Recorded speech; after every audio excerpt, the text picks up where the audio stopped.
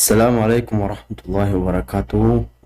Akkam jirtan obboleewwan jirtu baga jiraata isiniin jecha har'a aappii tokko isinii badda dhufe. Aappiin kun aappii shabakaa firiilee ni dalagaa.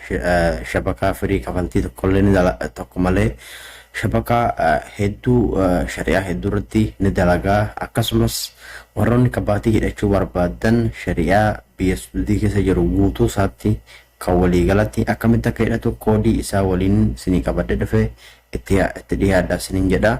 Warroonni gara chaanaala kiyyaa dhuftan anaa dhufu isiniin jedha. Warroonni immoo gara chaanaala kiyyaa dhufne gara chaanaala kiyyaa kottaa subscribe gochuudhaan like gochuudhaan jabeessa isiniin jedha. Akkasumas barnoota bu'aa qabeessa taatan ka'ee keessan illee itti fayyadamtan irraa argachuu dandeessanii isiniin jedha. Aappiin kun aappii team haatunel warri beetayoo haatunel namni beetayoo ka jiraatan taate haatunel kinoo tana jechaadha. Haatunel aappii tana aappiin tun aappii beekamtuudha jechaadha. Team ishiirraati kan oomishameeru. Aappiin kun siistema ajaa'ibaa kan fitatee gad dhufe. Aappiin kun pilaastoor keessaa argattanii akkasumas telegiraama kee jalatti illee sheersiniin godha.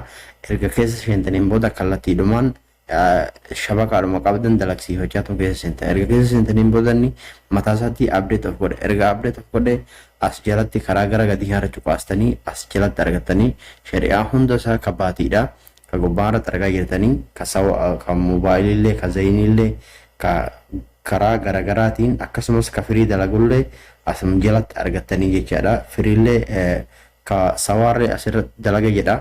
Sawaallee gaa ammaaf keessaan qabu sawaan beeku malee moobaayiliifaa zayiniifaa ni dalagaa jechaadha. Wanni amma isin garsiisu tiim kun mataa isaatii aappii ofii oomishateerurraa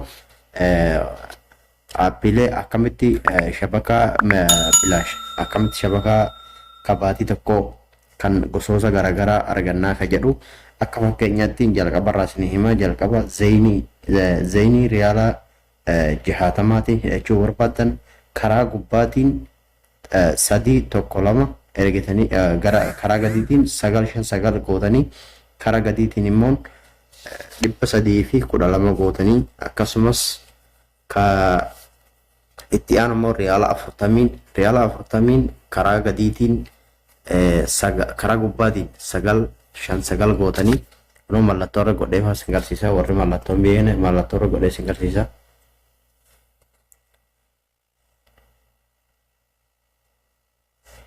Kunoo warri kun kabaatii jechaadha. Zayinii karaa irraatiin 959 gootanii karaa gadiitiin immoo qubee maa gootanii 40 gootanii itti ergitanii jechaadha.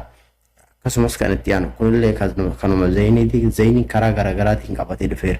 25 ammas 25 qubee naa x 2 gootan karaa gadiitiin gara gubbaatiin immoo beekamaadha ka sharikaa 959 akkasumas gosoota hedduu as keessatti argeera jechaadha. Kunoo qubee SMS 325 riyaala 25 baadii tokko jechaadha. Guutuu isaa asirratti isin gadhiiseera. Kunoo riyaala 25tiin qubee yaa 25 gara 959 itti ergitan riyaala 25tiin baadii tokko. Akkasumas riyaala 15tiin illee kunoo ka riyaala 15tiin illee baadii tokko fidee dhufeera. Karaa gubbaatiin 959 gootanii karaa gadiitiin immoo SN gootanii 3 gootanii itti ergitan. Akkasumas riyaala 15tiin illee kunillee qubee baa 3 gootanii 959 karaa gubbaatiin itti ergitanii jechuudha. Amma kan akkasumas ka 15 tukin immoo ka moobaayilii kanuma zayinii ka 15 ka bulii 15 jechaadha. Ka bulii 15 zayiniin asirra dhaaba. Ka bulii 15 kunoo riyaala 15tiin karaa gubbaatiin ka bulii 28 ka bulii 28 qubee baa 3 959 itti ergitan riyaala 15 guyyaa 28 jechaadha. Akkasumas riyaala 15 mallee karaa ka guyyaa torbaati kuni ka guyyaa torbaa sooshaal miidiyaa hundaati. 959tti 311 ergitanii ka guyyaa torbaa immoo asitti ka guyyaa torbaa riyaala 10 qubee baa 959 riyaala 10 bulii torba sooshaal miidiyaa banaadha. Siistema isaa gaanii beetanii aappii kanarra buufatanii jecha aappii kana gabbuufatanii aappii kana waan hunda isiniif dalagaa jecha. Argaa jirtan asittis 959 ergitanii karaa gubbaatiin power warroonni aappii kana wanni kana beeyta koodii kana warroonni beeytan warroonni amma dura koodii kana fayyadamanii namoota hedduu share godhe namoonni hedduun itti fayyadamanii qubee paa waa qubee raa waa paa gootanii gara gadiitti gara gubbaatiin 959 riyaala 10 bulii torba aappii kana warroonni amma dura fayyadaman ni jira. Amma dura fayyadamanii koodiin kun hidhamee fi ka haga amma waggaa 3 guutuu koodii kanaan osoo saantiima tokko ittiin galchuu waggaa 3 guutuu warra fayyadamaa jirutu jira jechaadha. Akkasumas ammas kun asittis qubee SN lama gootanii riyaala 10 bulii 30 riyaala 10 bulii 30 aappii kanarratti ka dalagu jecha. Aappii ammaan isin garsiisu kanarratti qubee SN riyaala 4 bulii 7 jecha.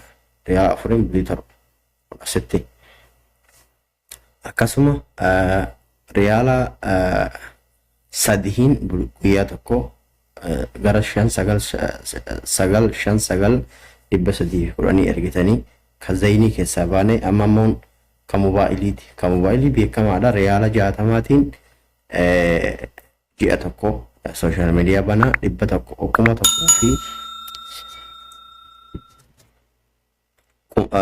tokko duwwaatti ergitanii jecha. Kan gara tokko duwwaa ergitanii jecha. Katti aanammoon riyaala 39 kan warri 39 fayyadamtan sun karaa gubbaatiin tokko duwwaa barreessitanii karaa gadiitiin immoo 4 yeroo 4 barreessitan riyaala 39 bulii 30 jecha.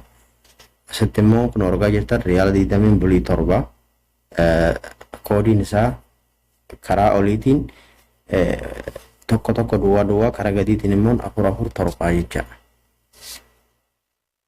Katti aanammoo ka guyyaa tokko 4 tokko gara tokko duwwaa riyaala 4 bulii takka guyyaa tokko jechaadha. Kasawaatti isinii darba kasawaa hedduullee miti kunoo kana kasawaadha jechaadha. Kasawaa awwalmarra dhufaa jira. Koodiin sawaadha gara 902 7,004 itti ergitanii jecha. Riyaala 89 riyaala 89 gara sharikaa sawaadha 902 itti ergitanii jecha. Riyaala 89tiin guyyaa 30 muftuuha sooshaal miidiyaa jecha. Geegaa 10 waliin ni kenna natti fakkaata. Kunoo asitti dhaabeera geegaa 10 waliin kenna. Akka geegaa 10 waliin kenna kunoo asitti kenneera jecha. Emeera. Ergasii maal buufattanii aappii kana buufattan. Aappii kana buufattanii kunoo as keessa sheentanii guutuusa as keessatti argachuu dandeessan jecha. Kan moobaayilii riyaala 60 kan riyaala 60 kunoo kana lammaan kaaheeraa jechaadha. Riyaala 60 kan riyaala 60 kunoo kana lammaan kaaheera. Tokko haga lamaa kaaheera jecha. Ka zaynii immoo ka zayniillee kunoo tarreessituma kaaheera. Ka zaynii kan wantoota ammaan isin garsiisan hundasaa ka zayniidha kunoo guutuusa as jalatti isinii kaaheera jecha. As keessa ilaallatanii isa kamiin akka hidhattan ilaaltanii itti asirra kaawwattanii erga asirra kaawwattaniin booda waan biraan goota kontaaktuma gootan jecha. Fakkeenyaaf riyaala 60 san gubbaa kaa'ee isin garsiisa. Kunoo kontaakti gootan jecha. Erga kontaakti gootaniin booda xiqqoo asirra as gubbaatti isin dalaguusaaf kontaakti isa xiqqoo turtanidha.